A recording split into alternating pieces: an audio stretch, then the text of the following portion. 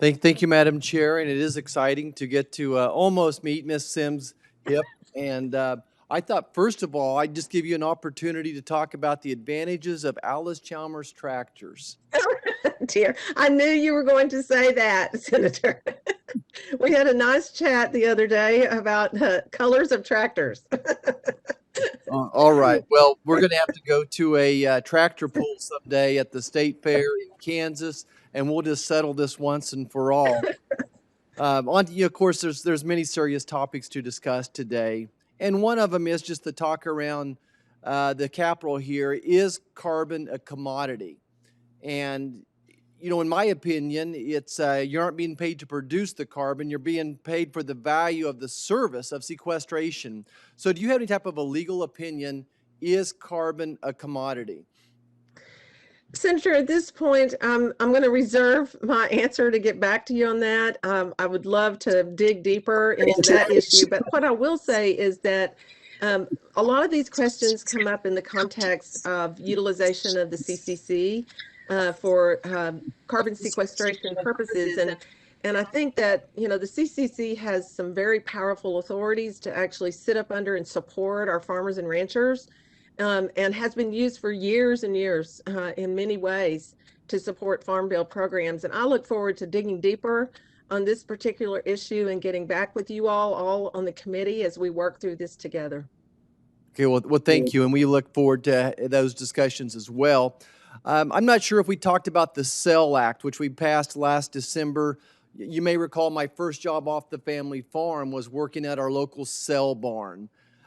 Started there for a minimum wage and worked my way up. But anyway, the SELL Act is a livestock dealer trust.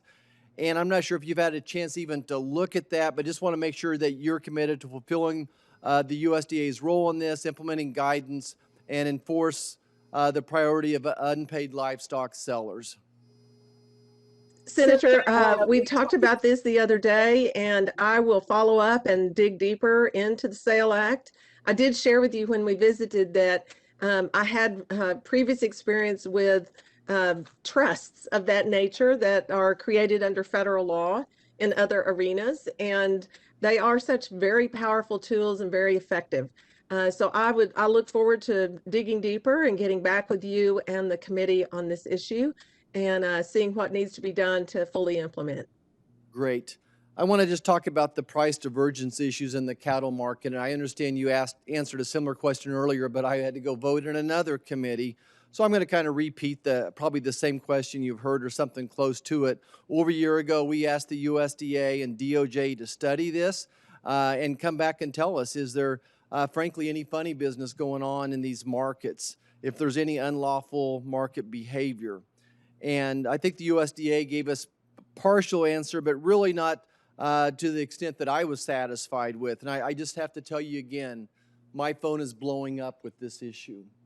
That my friends and family members, the people I grew up with, the families that are 5th, 6th, 7th generation cattle people, cow-calf folks, people that do backgrounding, people that have the small feedlots, only having one buyer show up and say, here's the price, take it or leave it. I'm very concerned about this and just want to make sure that if you're confirmed, you'll commit to providing Congress with an immediate update onto the investigation and release the complete findings of the investigation for industry review as timely as possible. Senator, I commit to you all that I will get on this as one of my very, very top priorities. My phone is blowing up as well.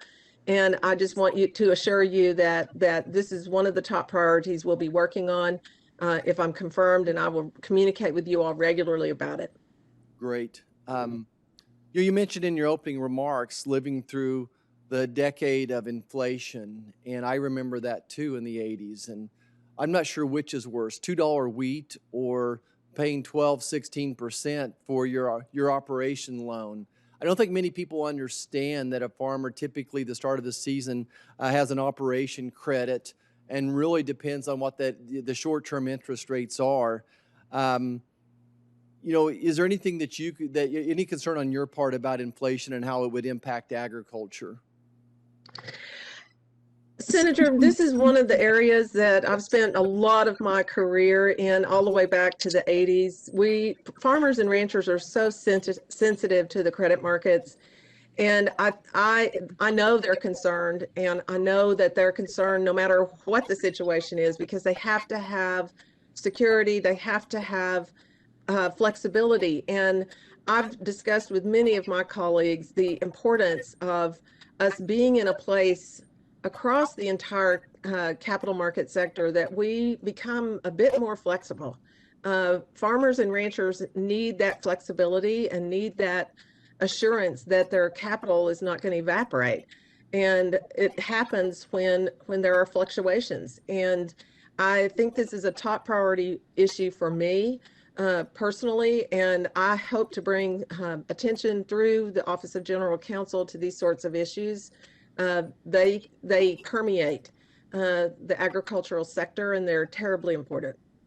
Well, thank you so much for your direct responses. Madam Chair, I have one more question, but I'll circle back if we get a second round. Thank you.